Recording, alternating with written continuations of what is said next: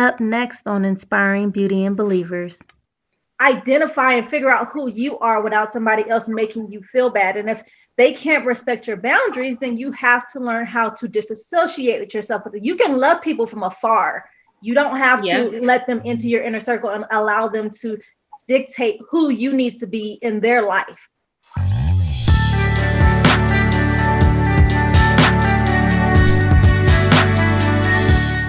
Definitely.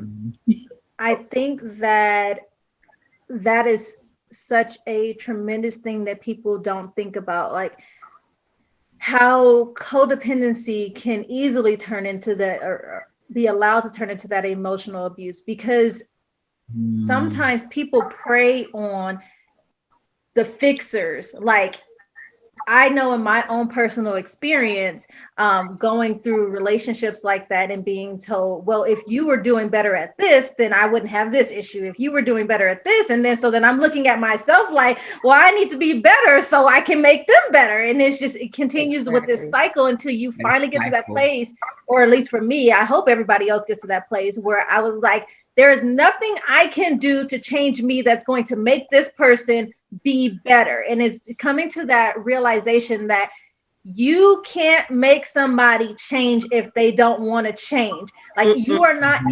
responsible for their growth. No. And just like Samara said, you are allowed to grow. You are allowed to have a different opinion. You are allowed to, identify and figure out who you are without somebody else making you feel bad. And if they can't respect your boundaries, then you have to learn how to disassociate with yourself. You can love people from afar. You don't have to let them into your inner circle and allow them to dictate who you need to be in their life. Yes. Right. Absolutely. But a narcissist and a person with low self-esteem are magnets for each other.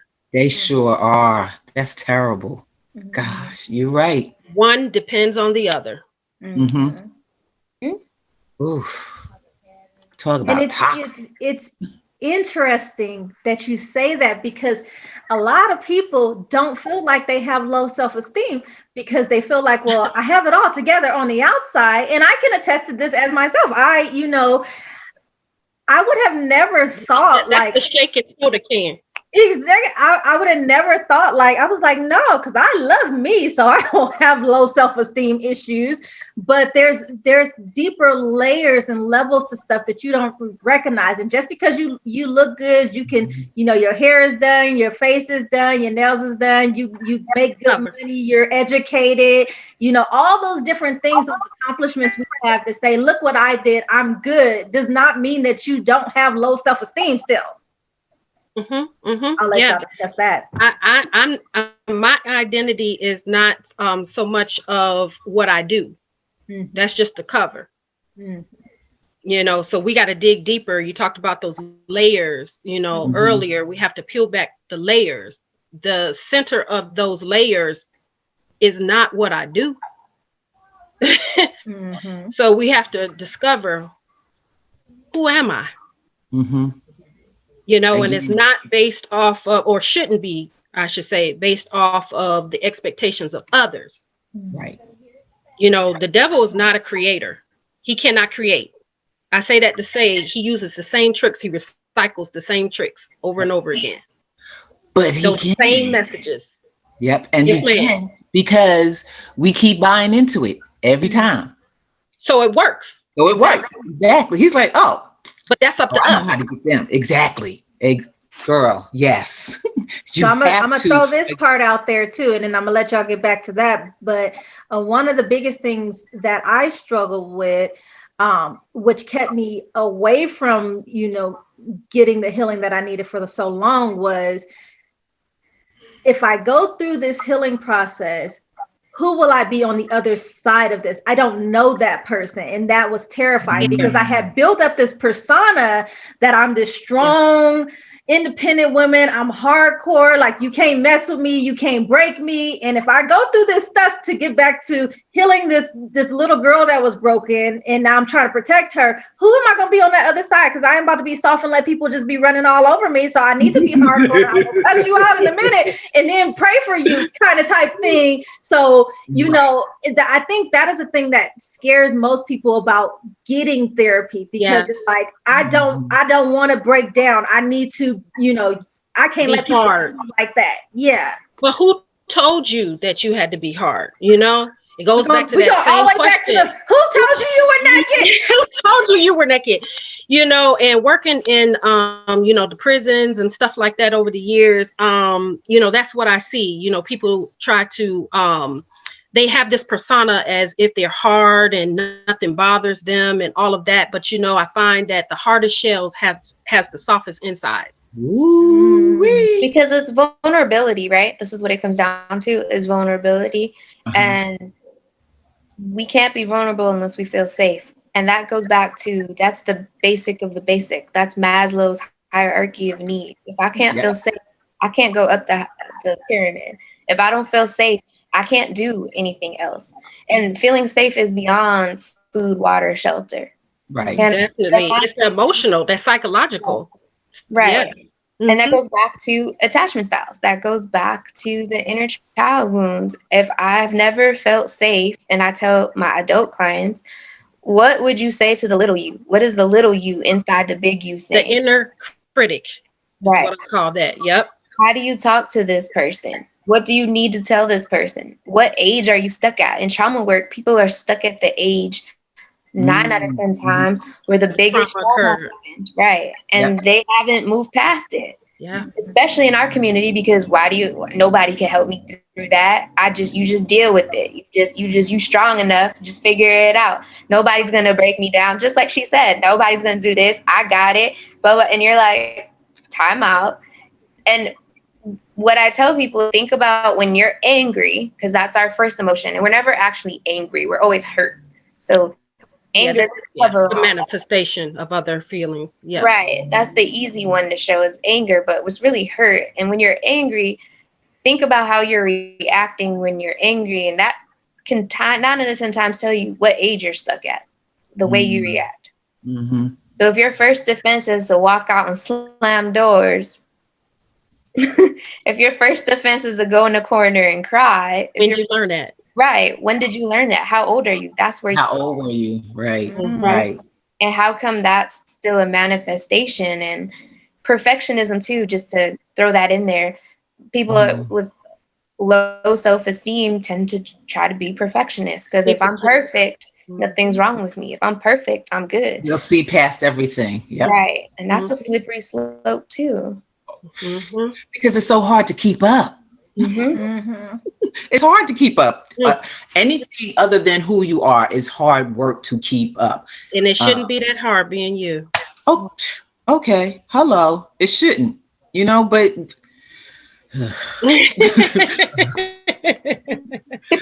try over and over again. At some point, you get tired. When are you going to get tired? And you have to ask yourself, okay, all right, you know what? I just can't. It's hard work. It's hard work. Stay aside that way. There you go. Exactly. And whose report are you going to believe? Whose report? What did you say? I was what? Nah. Because the enemy will tell you everything that you are, but really, right. But you're really not. So if he says you're ugly, really? If he says you're dumb, you're not. If he says, so everything that he says is you're the opposite. Right. But again, whose report are you going to believe? But then you have to figure out and stop it. At what point are you going to stop it? Stop all of this negative self-talk and allowing all of these negative feelings and things thrown, these fiery darts thrown at. Yeah. When are you going to say, okay, put up your force field? Like Wonder Woman. Right. Like you said, song, it's that fear. You fear what's on the other side of this thing, and you get so used to pretending, to being that great pretender. You know, we're like actors on a stage, Yes. and you get used to playing that role. And it's like, how do I come away? How do I take this coat off and be my authentic self? You know, fear can definitely stagnate us, hold us in that box. And it's about the familiar. Us as humans, we fear the unknown. We fear what we don't know. You know, in essence, that's what prejudice is and all of that kind of stuff. We just, you know, we fear what we don't understand. So it's about getting a better understanding, and showing some courage, demonstrating courage, because that's what courage is. It's not that we're not going to be fearful moving forward. It's moving forward in spite of the fear. That's courage. So it does take some courage. Going to therapy is not always easy. And, you know, I tell my clients that come for the first time, you know, you ought to be proud of yourself just for being here today. That's the start of your healing, just coming today. Right. The start. That took courage. So now we can move forward because you're facing your fear. You know, that's what, you know, we have to do. We got to confront what opposes us, because how can you get to the other side unless you confront that door that's right before you and walk in it? Open it up and walk through the door. Yeah, because fear, it'll keep you standing and sitting at that threshold, which prolongs the pain. Yes. And instead, we just need to open that door. Come on, we got to do this. Let's go. That takes courage. It becomes this very, can't think of the word I want to use, but it's a comfort zone. It's not necessarily a good comfort zone. Right. It's familiar. So, yeah, it's a familiar, it's like an oxymoron. Like, you know, it's not an okay place to be in, but you feel better there than you do anywhere else because the unknown is fear. You know it. Right. Right. It's comfortable. Familiar, toxic. Yep. Right. Yep. And that was my story, going from toxic relationship to toxic relationship, because I knew that.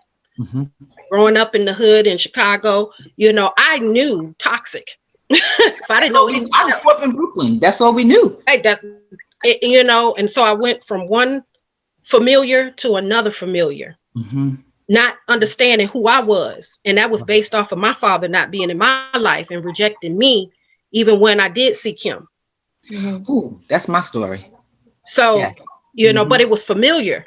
And I stuck in those toxic relationships because that familiar was comforting, although unhealthy and maladaptive.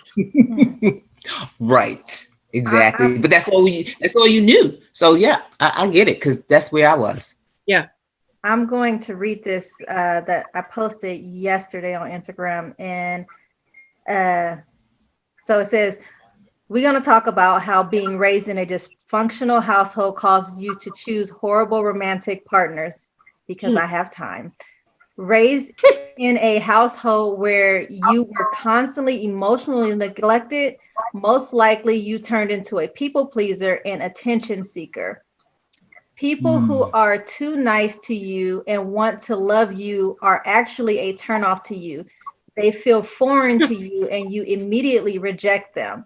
Instead, you're attracted to emotionally unavailable people who you have to cater to, because that's the only type of love you've ever known. And it immediately, when I read that, immediately made me think about codependency issues. Like, you need somebody, you're drawn to people that you have to fix. So how would you help somebody to understand, if they didn't understand, how you help them to see the signs that you might be in a codependent relationship? You might be you're enabling this person to stay the way that they are. How do you help them to see that if they just think, this is what I'm supposed to do as a woman? This is what I'm supposed to do. I'm supposed to take care of my man. I'm supposed to, because Beyonce and them, they said, let me cater to you. And that's what I'm trying to do. And all the songs say we got to cater to our man.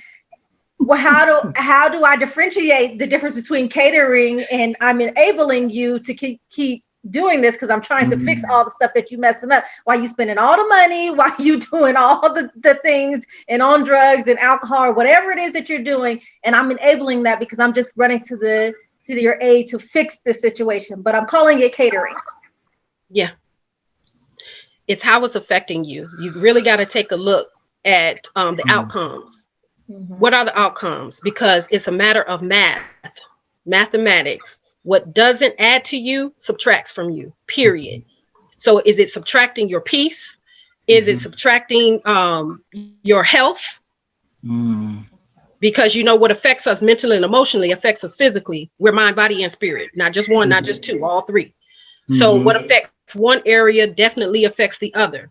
If you find yourself constantly sick, mentally unwell, all of that, emotionally and unstable, then you got to take a look. What's going on here? What am I doing or not doing for myself? I may be giving more of me in this relationship than I should. So oftentimes we neglect ourselves in these codependent relationships. We neglect ourselves so that we could be accepted and people please and make sure that others are happy. All of that. Sometimes I have some clients that are codependent on their children, and won't allow their son to grow up and leave home. Get out. No. Unhealthy Dude, I'm like, relationship. when are you turning 18 again? It happens, so you can be codependent on different people. I mean, it doesn't necessarily, it's not limited to the romantic relationships. Right. It's not limited to that. You could be codependent on mama or whoever, you find those ones are the ones at the funeral and into the casket. So, so yeah, it's funny there's a that you deficit. mentioned that, because I just finished watching the Aretha Franklin documentary Genius, and during the part where her dad had, I call him dead. He had got shot. It was at that point I was like, he was dead, but they left him on life support for 4 years because she didn't want to let him go. And she was crying, and she was like, because the whole family like, listen, I don't think he's coming back. And she's crying. She's like, I don't know how to be me without you. I don't know how to do this. And it's been, because I was like kind of happy he died, because I was like, he was horrible and he'd have messed her all up, but she could not function without her father. And I was like, this is what it really looks like. That's what it is. Perfect example. Wow. Perfect example. It's the dynamic between parents and their children too sometimes becomes worse, because as a child, that's your parent. You're going to always put your parent on a pedestal, even when they don't deserve it. And you're always going to seek that unconditional love and support from them, especially if you're not getting it. And that kid, no matter how horrible a parent is, and no matter if that, even in some of my most horrific cases where the parent is the abuser, and very graphic abuse that I'm not going to go into, but the child is still like, well, they were just trying to teach me how to become an adult. And I like want to just crawl through them and be like, no, like, but it's that deep, it's that embedded, it's that there's a lot of power in the parent-child dynamic, and it's codependency, and it starts from zero to zero. That's where it starts in infancy. It starts with attachment. It starts with how parents talk to themselves, how they talk to their kids, the dynamics in the household, what parents see. We only know what we've been shown. Right. All I see is every relationship is broken, or a parent always trying to clean up after someone or run behind someone. That's unconsciously, consciously all I know how to do. That's what I'm supposed to do. And the conflict comes in is when our other part of the brain is like, but I feel like I'm not supposed to do that. The reptilian brain. Right. Yep. So it's a matter of, you don't know what you don't know. Right. But we can learn.